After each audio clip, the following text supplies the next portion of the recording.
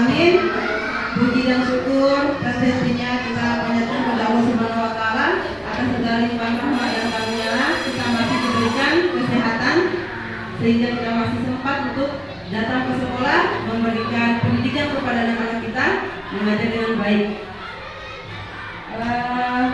Yang pertama saya ucapkan terima kasih banyak kepada kepala sekolah yang telah mengizinkan saya untuk melakukan diseminasi tentang budaya positif dari materi guru penggerak yang telah saya ikuti. Terus terima kasih banyak pula kepada rekan-rekan guru semua yang sudah bersedia meluangkan waktunya untuk mengikuti diseminasi ini. Baik, langsung saja ya.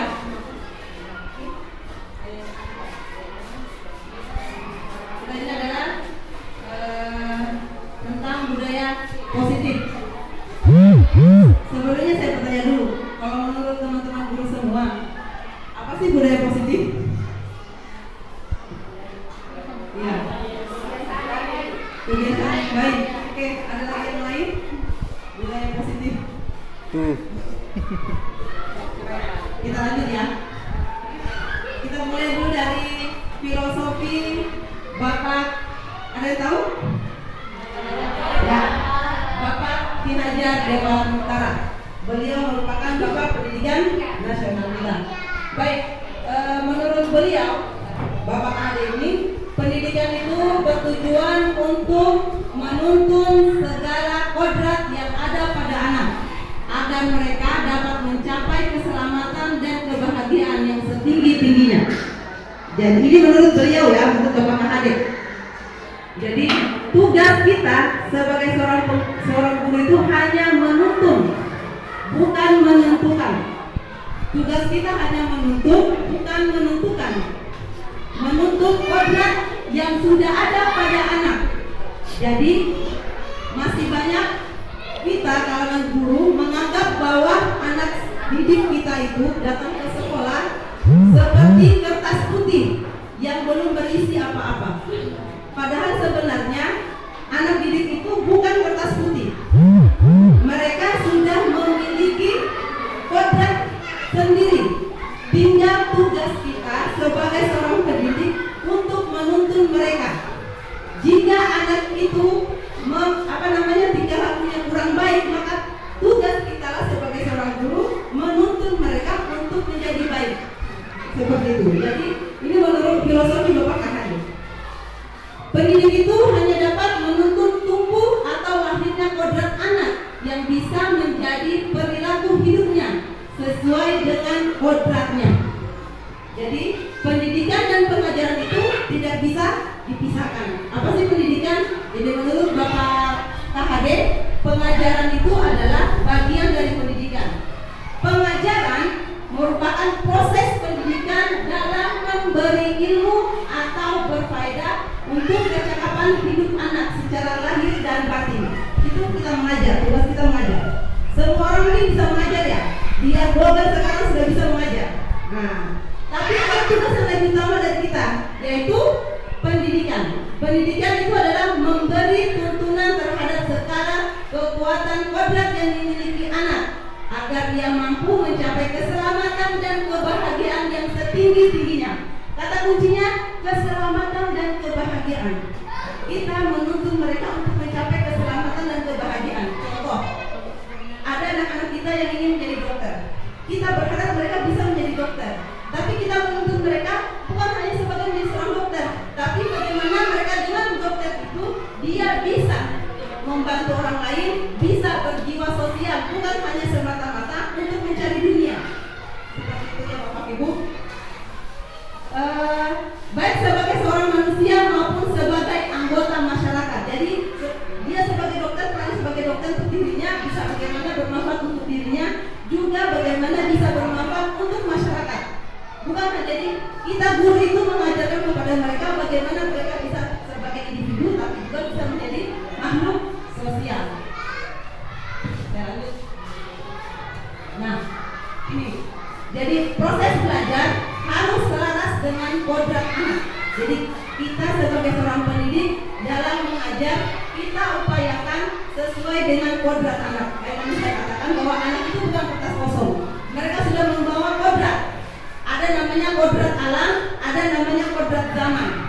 Ada yang tahu kodrat alam itu apa? Betul. Dari awal, jadi kodrat alam itu sudah ada memang pada dirinya. Sudah ada memang seperti sifat, karakter. Itu namanya kodrat alam. Ada kodrat zaman. Sesuai dengan perkembangan zaman. Benar sekali. Jadi kita mengajar sesuai dengan kodrat anak dan kodrat zaman. Artinya, ketika kita mengajar, contoh kita di Kendari, tidak bisa kita bandingkan cara mengajar kita orang Kendari dengan orang di Jawa sana. Kita sesuaikan dengan budaya kita. Bukan di sini banyak orang Tolaki umpamanya ya. Kita bagaimana membudayakan, kita harus paham itu budaya Tolaki seperti apa, cara bicaranya, cara bersikapnya. Kita akan seperti itu. Nah, lalu kita sesuaikan dengan kodrat zaman. Mungkin dulu kita diajar tidak pakai teknologi. Tidak berarti anak-anak kita sekarang ini kita harus juga ajar tidak pakai teknologi. Sementara mereka sudah hidup di zaman teknologi. Bagaimana caranya? Berarti kita yang harus merubah. Bukan anak-anak yang harus kita rubah. Mereka harus hanya menulis, membaca apa dalam buku. Tapi bagaimana kita menciptakan suatu pembelajaran yang melibatkan yang namanya teknologi. Pelan-pelan saja. Dan apa kita belajar sambil ketemu sama anak-anak. Seperti itu. Kalau sekarang di zamannya TikTok mungkin bisa kasih tugas anak-anak juga bikin TikTok tentang pembelajaran apa. Keren-keren kan? Kita memanfaatkan teknologi yang ada. Oke. Jadi tadi kita kembali tadi yang tentang disiplin manusia. Jadi kita mengajak itu bagaimana bisa anak itu merasa merdeka. Sekarang kan kita menggunakan kurikulum merdeka ya. Jadi merdeka di sini ada bukan berarti anak-anak itu merdeka membawa berbuat apa saja suka-suka mereka. Tapi tetap kita arahkan. Kita guru sebagai pamong mengarahkan mereka. Kemerdekaan yang dimaksud di sini adalah mereka itu tidak terperintah. Mereka dapat menegakkan dirinya, tertib mengatur kehidupannya, sekaligus tertib mengatur perhubungan mereka dengan kemerdekaan orang lain. Jadi mereka tahu saya ini merdeka, tapi kemerdekaanku terikat dengan kemerdekaannya orang lain. Tidak berarti saya suka-suka hati. Itu Bapak Ibu. Selanjutnya, nah ini tadi disiplin positif. Saya tanya lagi kembali, menurut Bapak Ibu di sekolah kita ini apa sudah ada disiplin positif? Sudah ada. Contohnya.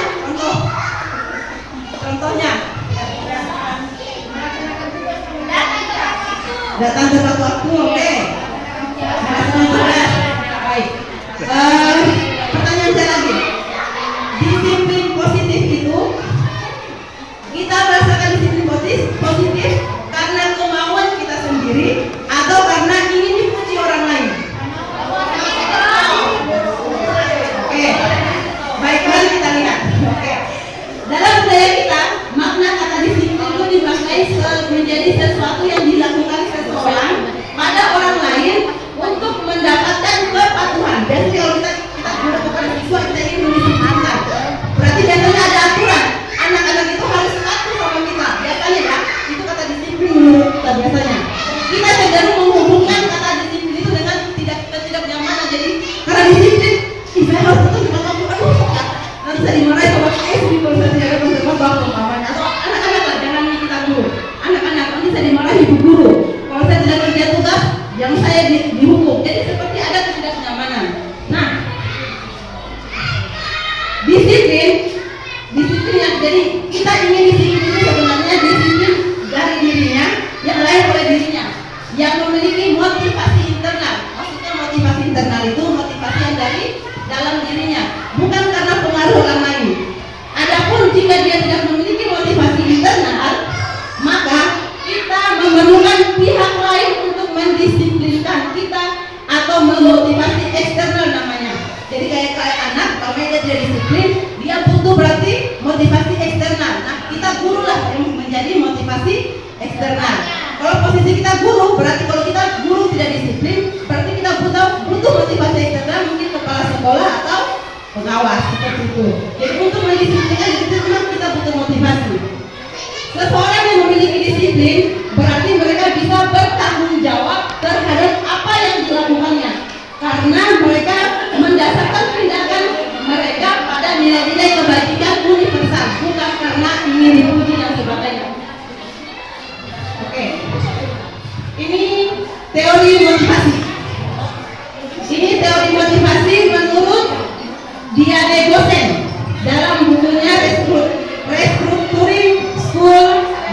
disiplin menyatakan ada 3 teori motivasi. Mari kita lihat kita berada di teori yang mana. Yang pertama adalah hukuman. Biasanya ini teori motivasi kita untuk melakukan sesuatu ini. Apa karena hukuman? Biasanya untuk menghindari ketidaknyamanan atau dihukum. Kita melakukan disiplin itu karena takut hukuman. Biasanya orang yang motivasi perilakunya untuk menghindari hukuman atau ketidaknyamanan akan bertanya, apa yang akan terjadi apabila saya tidak melakukannya? Sebenarnya mereka sedang menghindari permasalahan yang mungkin muncul. Ya, jadi ini dia melakukan disiplin itu karena takut dihukum. Itu yang pertama, sifat manusia yang pertama. Yang kedua, penghargaan. Ada juga orang yang mau disiplin itu karena ingin mendapatkan penghargaan, mendapatkan imbalan atau penghargaan, mungkin bisa melalui pujian, biar dibilang rajin. Semoga kita sudah masuk kategori ini ya. Atau kita mau dibilang yang begitu kan? Jadi betul-betul mari kita rasakan diri sendiri. Apa kita masih mau kategori hukuman, penghargaan? Ada yang lebih bagus Bu, yang ketiga, yaitu teori restitusi. Jadi ini yang ingin kita harapkan ada dalam diri kita, dan ini juga yang kita harapkan timbul dari peserta didik kita. Bukan hanya kepada diri kita, tapi peserta didik kita juga, kita latih mereka seperti ini. Jadi aturan-aturan yang ada di sekolah itu kita inginkan anak-anak itu lahir dari dirinya, bukan karena hukuman maupun penghargaan, tapi karena restitusi. Apa itu restitusi? Yaitu untuk menjadi orang yang mereka inginkan dan menghargai diri sendiri dengan nilai-nilai yang mereka percaya. Jadi mereka yakin, saya ini memang tidak suka terlambat, makanya saya tidak datang terlambat. Gitu. Jadi memang dia yakin, saya ini orang baik, bukan karena ingin dapat pujian atau takut karena hukuman. Ketika dia melakukan satu kebaikan pamannya, dia sudah belajar dengan tekun pamannya siswa, tapi dia tidak mendapatkan juara 1, tidak akan ada rasa kekecewaan di dalam dirinya, karena dia tahu dia belajar ini bukan untuk juara 1, tapi dia belajar ini karena supaya dia tahu ilmunya. Nah, ini yang harus kita motivasi sama diri anak-anak kita, karena kebanyakan di kalangan guru itu memotivasi anak-anak belajar itu supaya dapat juara 1, padahal supaya ilmu itu bisa bermanfaat bagi mereka. Jadi ketika mereka tidak mendapat penghargaan, mereka tidak takut, karena memang mereka mau kemampuan belajarnya itu dari dalam diri. Restitusi, teori restitusi. Kita lanjut lagi. Nah, biasanya anak-anak kita itu peserta didik kita ketika melakukan pelanggaran-pelanggaran di sekolah, sebenarnya ada kebutuhan dasar yang tidak terpenuhi. Termasuk kita, mungkin kita saja rasa-rasa ini. Jadi ini menurut William Glasser, ya, menurut teorinya William Glasser. Jadi ada 5 kebutuhan dasar manusia. Yang pertama, kebutuhan bertahan hidup. Biasanya anak-anak itu melakukan suatu kesalahan karena sebenarnya dia lagi mempertahankan, karena ada kebutuhan yang tidak terpenuhi, yaitu kebutuhan bertahan hidup. Ada yang bisa kasih contoh? Ketika mereka berkelahi, mungkin nanti kalau sekali anak-anak ketika berkelahi mereka ditanya apa alasan mereka berkelahi. Sebenarnya ketika anak-anak kita itu lagi melakukan kesalahan, ada di antara 5 ini kebutuhan yang ingin mereka penuhi. Yang pertama tadi kebutuhan bertahan hidup, yang kedua kasih sayang dan rasa diterima, yang ketiga kebutuhan pengakuan atas kemampuan, yang keempat ingin mendapatkan kebebasan, dan yang kelima kebutuhan untuk merasa tenang. Mungkin kita bisa lihat anak-anak kita ini kebutuhan yang mana yang ingin mereka penuhi sebenarnya. Apa gunanya kita tahu kebutuhan supaya kita tahu tindakannya. Ada anak-anak yang pintar, dia pintar tapi dia suka ganggu temannya. Sebenarnya apa yang dia inginkan? Biasanya dia kalau bukan kebutuhan untuk merasa kesenangan, dia memang sedang mencari onar. Dia ingin mendapat pengakuan. Betul tidak? Dia ingin mendapat pengakuan nih, bahwa saya ini hebat, saya ini pintar, saya ini jago pokoknya dalam kelas. Betul tidak? Ya, betul. Jadi sama ketika anak-anak mungkin ketika dia mencuri, mamanya ya, semua tidak ada anak kita. Dia mengambil makan, biasanya dia mengambil uang secara sembunyi-sembunyi uang temannya, dan dia pergi belanja di kantin. Mungkin saat itu dia lagi lapar, makanya dia mencuri. Sebenarnya dia lagi ingin memenuhi kebutuhan bertahan hidup. Makanya kenapa kita guru ketika anak-anak kita itu melakukan kesalahan, mari kita tanya alasannya dulu sebelum kita memberikan tindakan seperti itu. Nah, bagaimana cara kita memberikan tindakan? Nah, kita tindakannya. Biasanya kalau anak kita dapat kesalahan, apa yang harus lakukan? Langsung dihukum. Pertanyaan saya seperti ini. Saya kasih ilustrasi cerita. Ada seorang anak datang terlambat ke sekolah. Lagi pas dia masuk, tanpa ditanya langsung dikasih, kalau kamu terlambat silakan lari ke lapangan 3 kali putaran. Pertanyaan saya, itu hukuman atau konsekuensi? Hukuman atau konsekuensi? Hukuman itu. Siapa yang hukuman? Siapa konsekuensi? Disuruh lari. Anak terlambat, lagi proses belajar dalam kelas. Lalu gurunya langsung memberikan, kata kamu terlambat silahkan lari lapangan 3 kali putaran. Siapa yang menurutnya hukuman? Oke. Siapa yang menurut konsekuensi?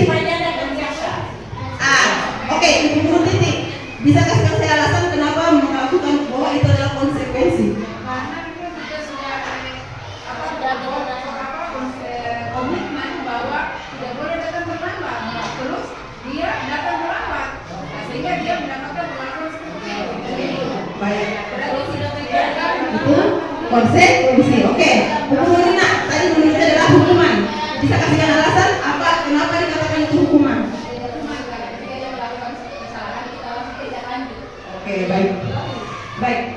Jadi hukuman sama konsekuensi itu berbeda. Hukuman itu tidak ada hukuman sama sekali dari apa yang dilakukan.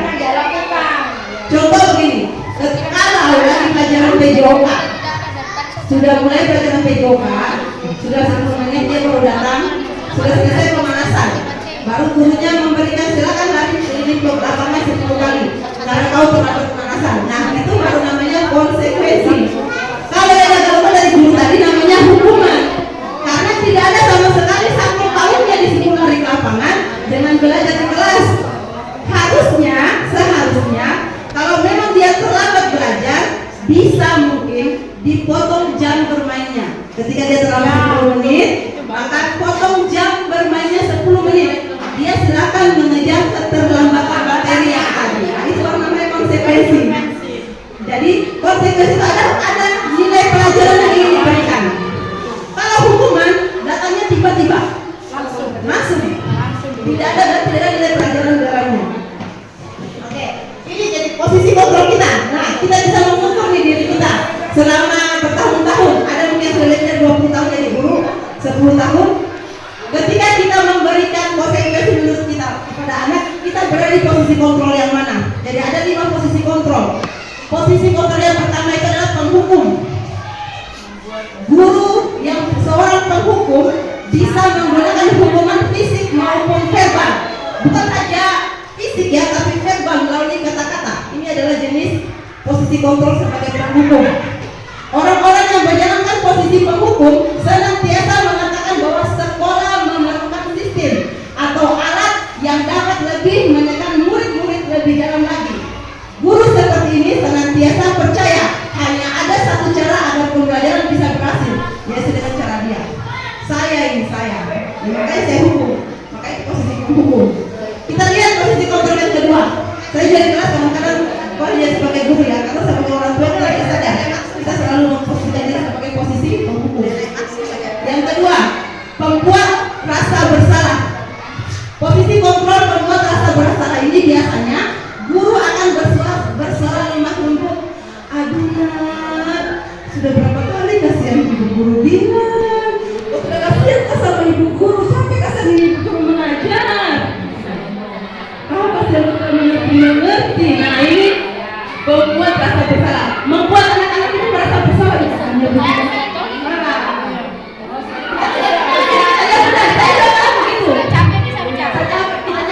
Bicara, kita mulai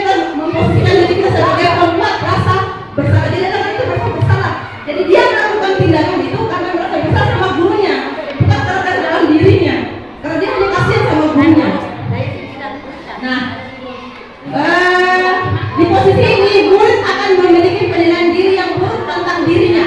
Saya ini suka sudah kasih buat jadi guruku, sudah bikin kecewa guruku. Oke, posisi yang ketiga, posisi teman. Adakah yang berada di sini posisi teman? Posisi teman itu guru pada posisi ini tidak akan menyakiti murid, namun akan tetap berupaya mengontrol murid melalui persuasi. Jadi maksudnya dia posisikan, oh ya nak, apa-apa nih nak, besok jangan lagi begitu nak. Nah, kira-kira apa yang harus dilakukan sama anak ini? Kalau kita posisikan diri kita sebagai teman, mereka merasa nyaman, tidak apa-apa buat salah, besok ada cik guruku yang bela, ada apa-apa pemaaf cik guruku. Oke nih jangan, tenang, nanti guru yang jangan takut, ibu guru ditakuti semua. Nah, itu posisi teman. Oke. Sekarang posisi yang keempat, posisi pemantau. Memantau berarti mengawasi. Nah, ini kayaknya lebih serius ini posisi pemantau. Jadi guru itu dia semua memantau. Siapa yang melakukan kesalahan? Ketika dia melakukan kesalahan, dia langsung berikan hukuman atau konsekuensi. Pada saat kita mengawasi, kita bertanggung jawab atas perilaku orang-orang yang kita awasi. Posisi pemantau berdasarkan pada peraturan-peraturan dan konsekuensi. Nah, kayak tadi tuh, karena kita sudah punya peraturan ini, kamu terlambat, makanya kamu harus dihukum. Nah, itu posisi pemantau. Kita sudah sepakat kalau terlambat, umpamanya kayak didenda 2.000, umpamanya. Atau yang tidak kerjakan PR, yang tidak kerjakan tugas, berdiri di depan kelas. Nah, ini pemantau. Sesuaikan aturan kita kan yang disepakati. Ini berarti dia ada di posisi pemantau. Dan posisi yang terakhir yaitu posisi manajer. Kita berharap kita semua bisa belajar untuk ada di posisi yang terakhir, yaitu posisi manajer. Bagaimana dia? Posisi manajer itu adalah posisi di mana guru berbuat sesuatu bersama dengan muridnya. Jadi semua yang dilakukan itu bersama-sama dengan murid. Kita buat kesepakatan kelas namanya, atau keyakinan kelas bersama. Karena itu keyakinan kita sepakati bersama-sama, bukan kita yang punya peraturan. Umpamanya tertib di kelas, contoh ya kalau berada di kelas, tidak membuang sampah di kelas. Itu seolah kita menerangkan bersama kamu. Tapi coba kalau kita ubah kata kalimatnya, menjaga lingkungan sekolah, itu kan berarti ada tanggung jawab bersama, bukan hanya satu orang. Jadi kita berupaya memposisikan kita sebagai seorang manajer. Kita tidak bisa kita kira-kira ini, selama ini kita berada di posisi yang mana? Membuat saya bersalah sebagai seorang leader, pemantau atau manajer. Dan kita berharap tidak bisa berada di posisi yang kelima, yaitu manajer. Amin. Oke. Kita lanjut. Nah, kalau seorang posisi manajer, jadi ini contoh ya. Kalau seorang posisi manajer dalam menghadapi masalah anak-anak, maka dia akan di dalam guru penggerak itu kita diajarkan namanya segitiga restitusi. Ada 3 langkah yang bisa dilakukan untuk ketika kita mengambil posisi manajer. Yang pertama itu adalah menstabilkan identitas. Oh ya, kita ambil segitiga restitusi.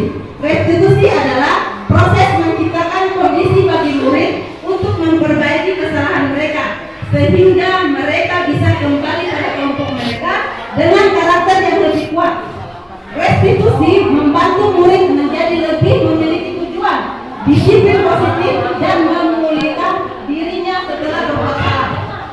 Jadi kan kita tahu nih anak-anak berbuat salah, kita upayakan ketika mereka kembali ke komunitasnya, komunitas kita filenya, bukan semakin jauh ya. Kamu anak nakal, kata lo berada deh, karena gurunya sudah menjam di luar, dia ini nakal. Jadi kita berupaya bagaimana ketika habis kita memberikan konsekuensi anak-anak itu, ketika dia kembali ke kelompoknya bisa diterima dengan nyaman dengan teman-temannya, seperti itu ya. Jadi kita bisa melakukan tiga tindakan, namanya segitiga restitusi. Yang pertama, menstabilkan identitas. Contohnya kayak tadi, namanya kayak dia terlambat. Kita bisa mengenali identitasnya. Kenapa misalnya? Iya, kenapa terlambat nak? Kita katanya aduh, kita stabilkan dulu dirinya. Pas dia guru minta maaf, saya terlambat. Berarti dia tahu saya terlambat, dia tahu. Jadi kita coba menstabilkan identitasnya. Terus yang kedua, kita validasi tindakan yang salah. Oh iya, hari ini kalau sudah terlambat dia bu guru. Oke. Apakah kamu yakin akan melakukan perubahan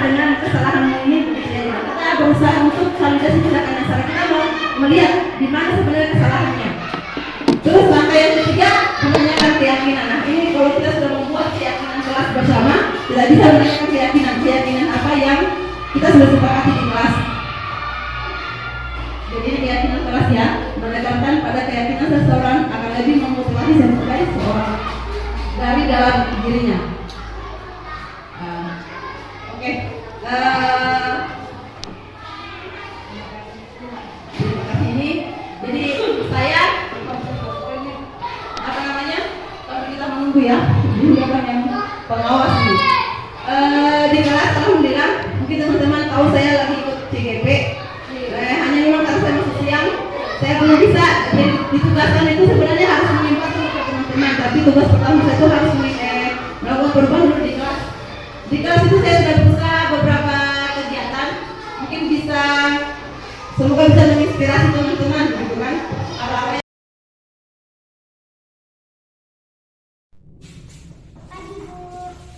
Pagi Prisil, silakan masuk. Prisil, sekolah itu masuknya jam 7.00. Sekarang sudah jam 7.15. Bagaimana ini Prisil? Iya maaf Bu, saya lupa menyetel alarm karena saya tadi malam nonton bola. Jadi saya lupa menyetel alarm dan bangun kesiangan Bu. Oke, kalau begitu. Menurut Prisil, keyakinan kelas mana yang perlu ditingkatkan? Menghargai diri sendiri dan orang lain. Apakah Prisil yakin dengan prinsip menghargai diri sendiri dan orang lain tersebut? Iya yakin Bu. Apakah Prisil bersedia memperbaikinya? Bersedia. Bagaimana caranya Prisil? Saya akan menyetel alarm Bu. Mulai kapan Prisil akan menyetel alarm? Mulai besok. Oke, mulai besok. Kira-kira selain menyetel alarm, apakah ada orang di rumah yang bisa mengingatkan Prisil untuk bangun lebih cepat? Ada Bu, Mama. Mama. Oke, selain Mama apakah ada lagi yang lain? Ada Bu, Kakak. Baik, kalau begitu berarti mulai besok Prisil akan menyetel alarm untuk bangun pagi. Dan Mama dan Kakak akan membantu Prisil untuk mengingatkan Prisil bangun pagi. Begitu ya? Iya Bu. Oke, kalau begitu silakan Prisil dulu.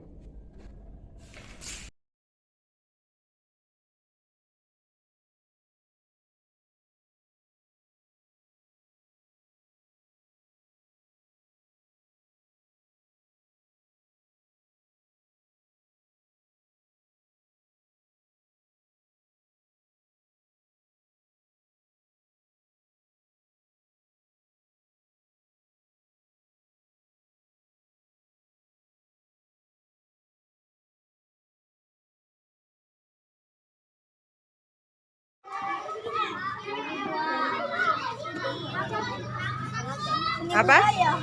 Seni budaya apa?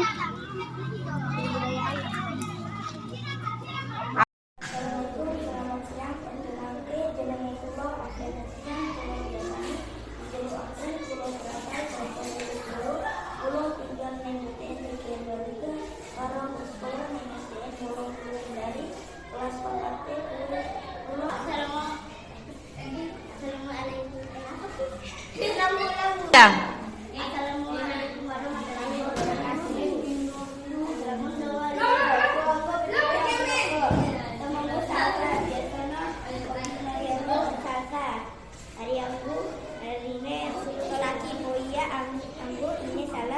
BTN Damdam, Roma La Angga Nesikola ini keluarga Regensi Jalan Ade Irma Nasution, dan sekolah ISDN 80 Kendari kelas 4 C.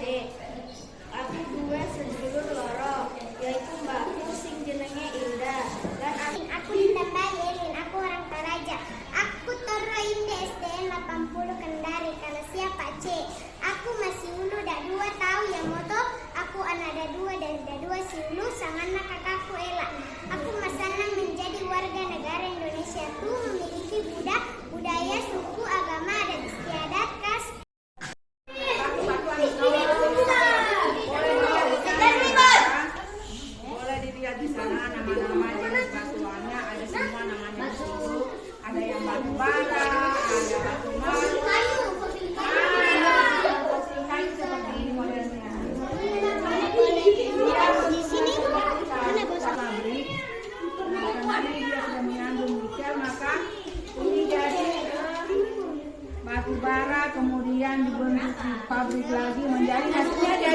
jadi besi. Ayo, aspal buton ini aspal yang diakui sedunia, aspal buton itu kualitasnya sangat bagus.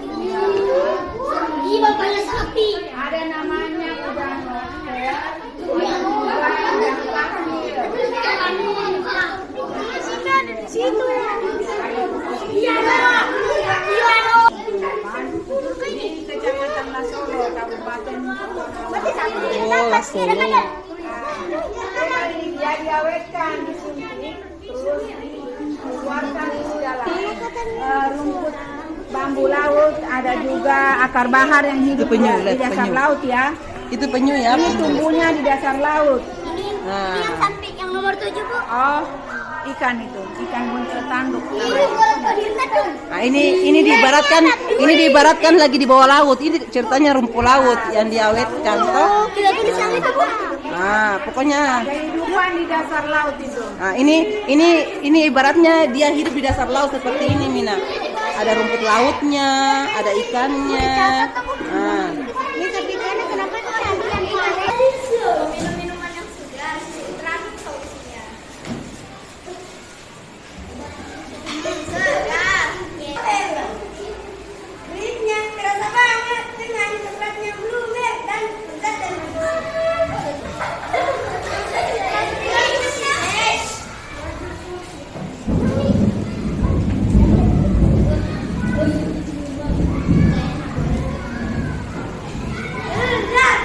nah,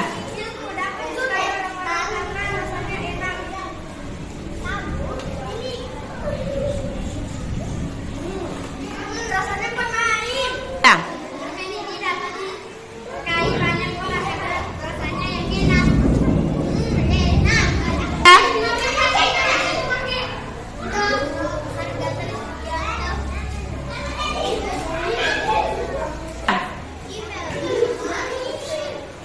Yang manis dan pas, harga juga terjangkau.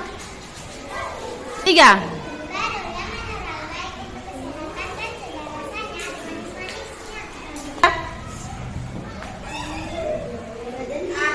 Tiga.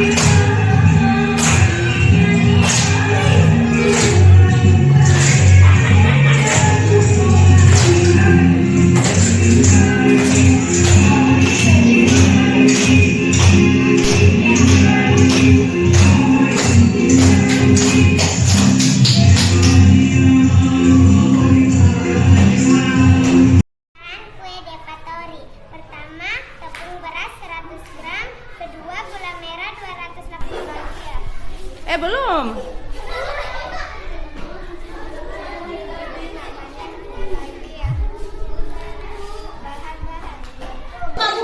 Apa namanya?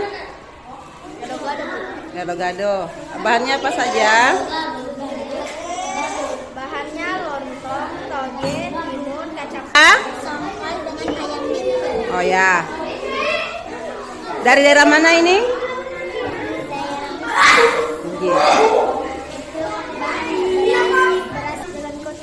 Jalan Kote. Dari mana itu Jalan Kote? Makassar. Makassar, oke.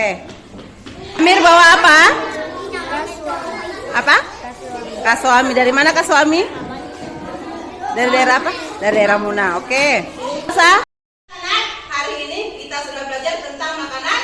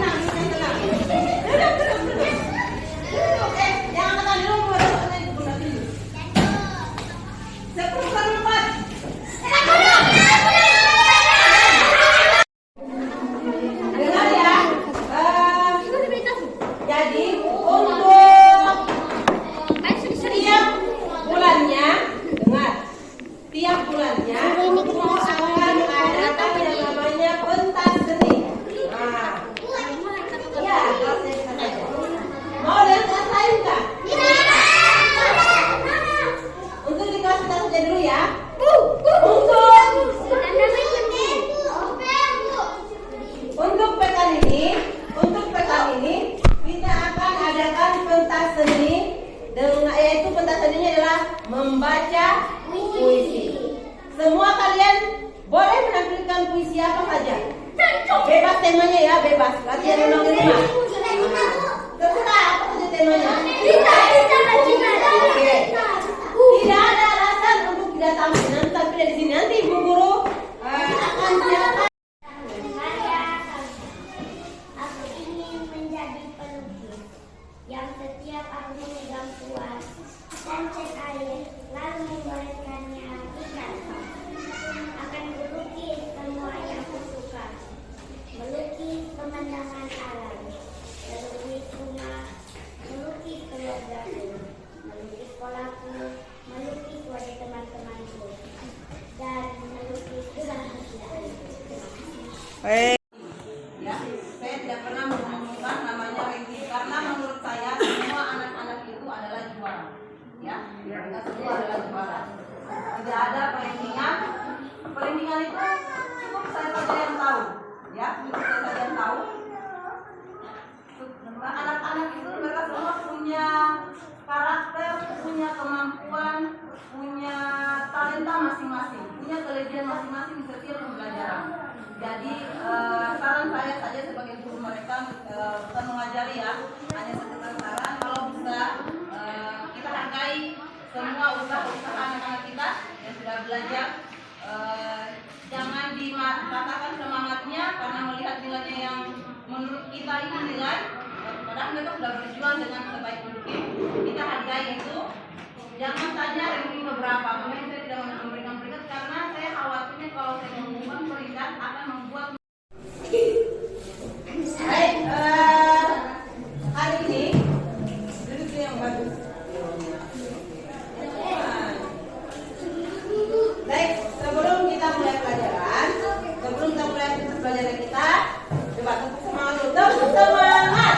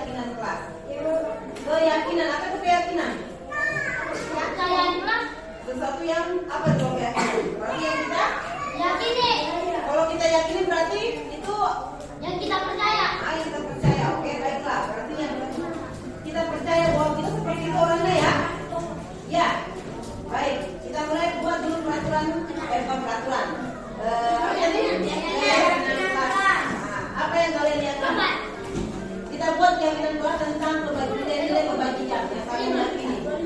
Apa nilai kebajikan yang kalian yakini? Tolong. Oke, kita kursus ya.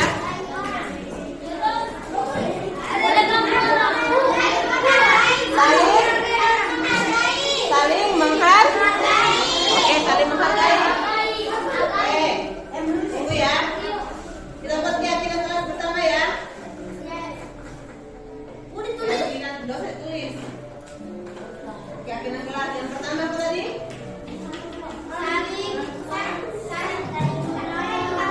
Saling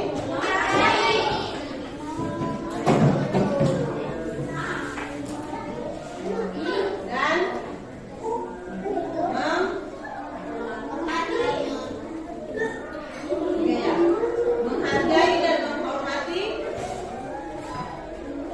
diri sendiri dan orang lain. Oke. Kalian yakin ini? Kalian yakin ini? Edwin, Arga, yakin seperti ini kalian? Menghargai dan menghormati diri sendiri dan orang lain. Yakin? Yakin?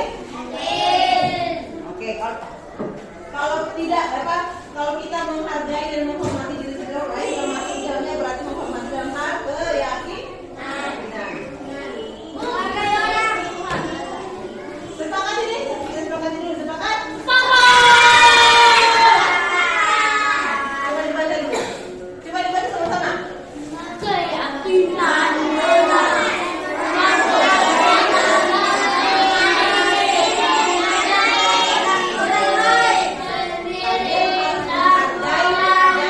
Hormati diri sendiri. Yang mana diri sendiri?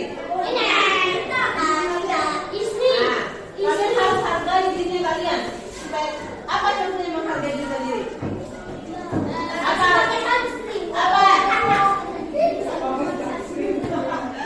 Apa contohnya kalian menghargai diri sendiri? Hah? Jangan lukai diri, apa lagi? Tidak berpindah ceroboh seperti apa itu? Tidak berpindah ceroboh. Oke, penyampaian yang ketiga untuk lingkungan sekolah kita, siapa yang menjaganya?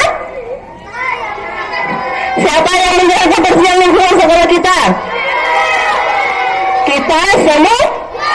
Kita semua sebagai warga SDN 80 Kendari. Ya, bagaimana cara kita menjaga kebersihan lingkungan sekolah? Oke, yang pertama membersihkan atau menyapu di dalam kelas maupun di luar kelas untuk yang piket harian setiap harinya. Oke ya? Terus yang tidak piket, jangan mentang-mentang tidak piket, suka-suka hatinya dan mengalir. Habis makan dihalir di lapangan kulitnya atau di bawah laci meja. Ini yang paling pertama nih, di laci mejanya. Di laci meja itu bukan tempat sampah ya.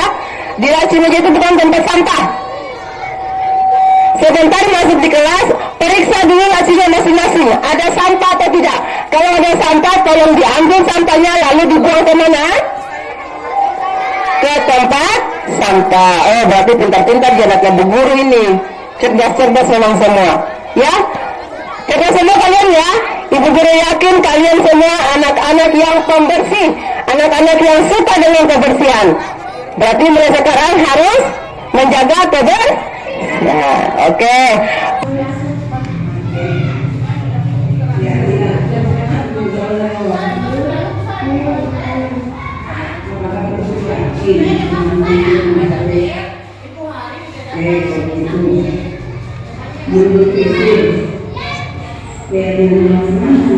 Ini sampai di tindakan menanyakan keyakinan. Ini kalau kita sudah kesepakatan kelas, keyakinan kelas kita tanyakan keyakinan kelas.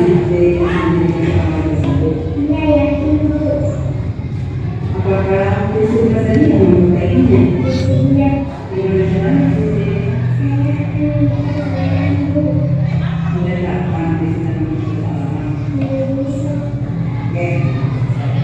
Kira-kira apakah ada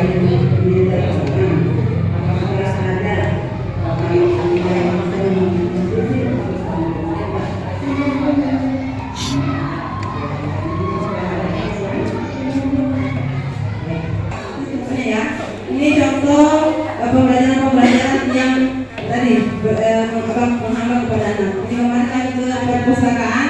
Itu ada penima ini, ada penima kemarin. Kita buat tahu isi ya. Kemarin sudah dirasakan juga toh. Tahu isi. Kita menanam toge, baru anak-anak kemarin dijual tahu isi toh. Masih ingat kemarin itu? Anak-anak.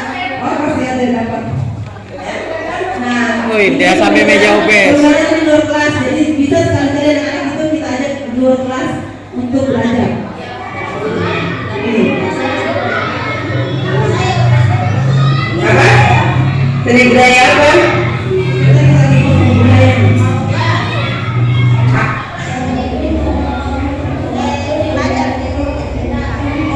Nah, ini ceritanya kan kami materinya tentang budaya. Jadi ini bahasa daerah. Saya suruh mereka berpidato menggunakan bahasa daerah masing-masing. Itu orang Jawa ini. Dia berpidato pakai bahasa Jawa. Ini orang Bugis. Orang Bali. Nah.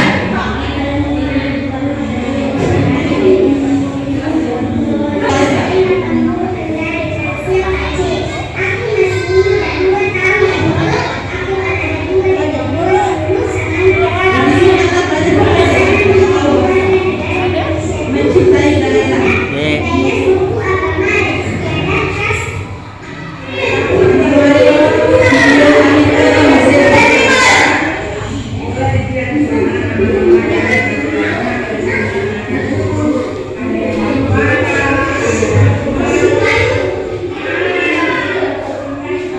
Jadi di museum itu bukan hanya satu benda ikan.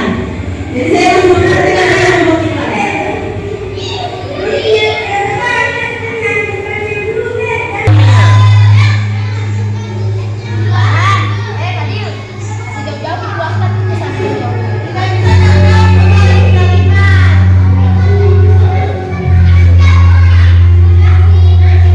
Ini buku perjuangan yang sudah bisa menarik laki-lakinya.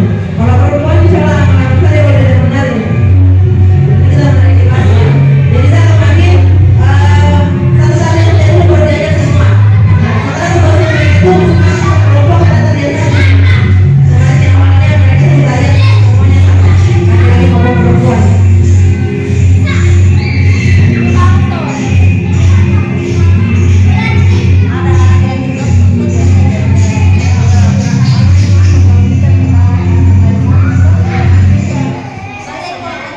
Nah, berikutnya ini adalah makanan khas daerah lagi. Nah, jadi saya menugaskan kepada anak-anak membawa makanan sesuai dengan daerah mereka dan mereka mempresentasikan bagaimana cara membuat makanan itu.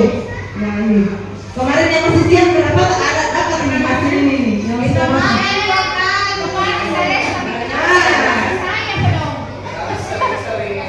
Yang masih siang ini yang keluarga yang bagian. Lalunya di akhir pembelajaran itu ada namanya refleksi. Kita menanyakan kembali pembelajaran kita selama 1 hari. Untuk meyakinkan bahwa memang betul-betul mereka tahu apa yang kita pelajari dan sampai pulang di rumah kita tidak tahu apa yang kita pelajari.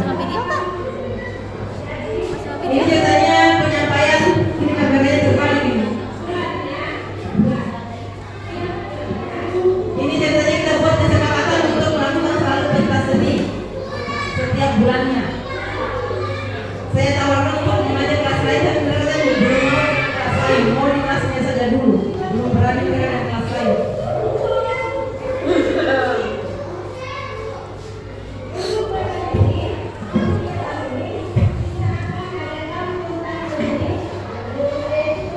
Saya melakukan juga diseminasi kepada orang tua siswa saat penerimaan rapor. Jadi di sini saya memberikan apa yang saya pahami, saya sampaikan sebelum terima rapor itu membaginya kepada orang tua siswa untuk memberikan pemahaman tentang materi teori pendidikan menurut Bapak Ki Hajar Dewan Tara.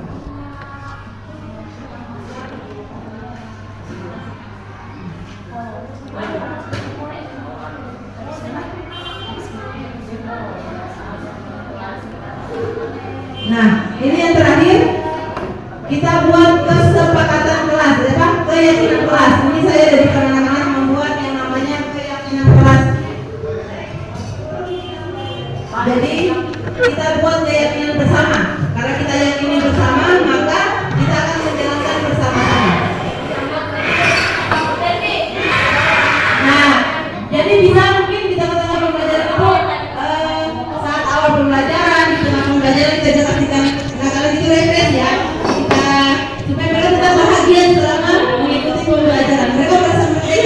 Jadi mereka merasa belajar seperti di rumah, tidak ada tekanan sama sekali. Jadi betul-betul merasa bebas dengan belajarnya mereka. Nah, kita membuat diagram kelas. Oke, Bapak Ibu, demikian diseminasi saya. Terima kasih atas waktunya. Saya tutup. Assalamualaikum warahmatullahi wabarakatuh. Waalaikumsalam warahmatullahi wabarakatuh. Nama saya Nur Aida Patekengi, guru kelas 5C.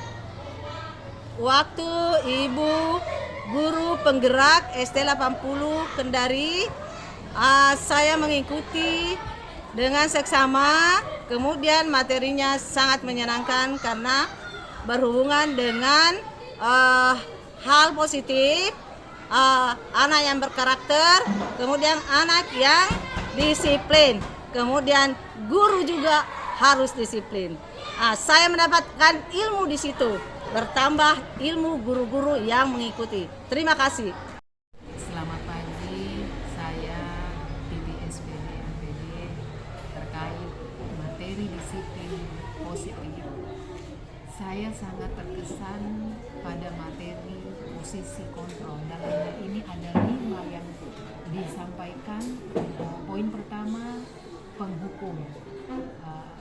Lalu poin kedua, guru sebagai pembuat rasa bersalah. Poin ketiga, guru sebagai teman. 4, guru sebagai pemantau. Dan kelima, guru sebagai manajer.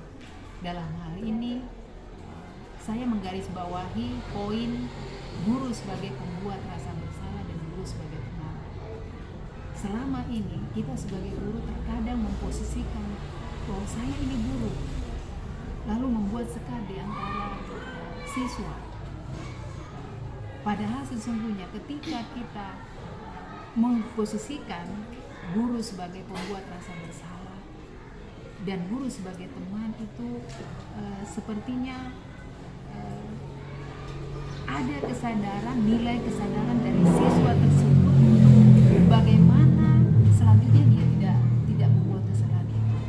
Lalu ada motivasi dan ada gairah dalam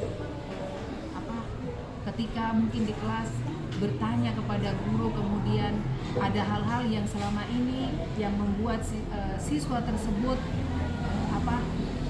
dia merasa tertekan, dari entah itu dari rumah atau masalah pelajaran. Nah, ketika kita memposisikan guru sebagai teman, maka siswa tersebut akan menikmati rasa enjoy, dan itu saya pikir dan saya percaya pasti akan membuat siswa itu yang tadinya dari tidak bisa menjadi bisa. Mungkin itu dari saya. Terima kasih. Selamat pagi. Bismillahirrahmanirrahim. Nama saya Siti Safrina Binti SPD, guru kelas 1 SD Negeri 80 Kendari. Pemaparan dari teman guru saya, calon guru penggerak, hari Kamis kemarin, di situ tentang kedisiplinan. Kedisiplinan dari poin-poin kedisiplinan yang telah dipaparkan itu dapat bermanfaat buat saya, karena ada beberapa poin yang saya ambil di situ saya bisa terapkan kepada diri saya utamanya dan kepada anak didik saya. Terus yang kedua ada posisi kontrol. Posisi kontrol dari ada 5 di situ. Yang paling terakhir yang manajer itu sangat memotivasi diri saya, karena di situ sanksi atau hukuman saya terapkan dari dalam diri saya sendiri. Kemudian sanksi itu dari diri saya sendiri saya bisa terapkan ke anak-anak didik saya.